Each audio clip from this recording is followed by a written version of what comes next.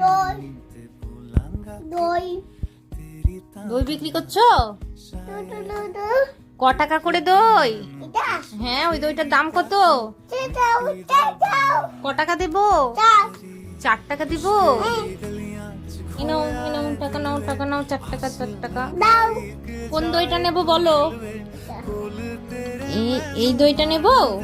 এই দইটা ভালো হবে? ভালো? আচ্ছা, ঠিক আছে। আবার এদিকে আসলে আমাকে দই বিক্রি করতে এসো।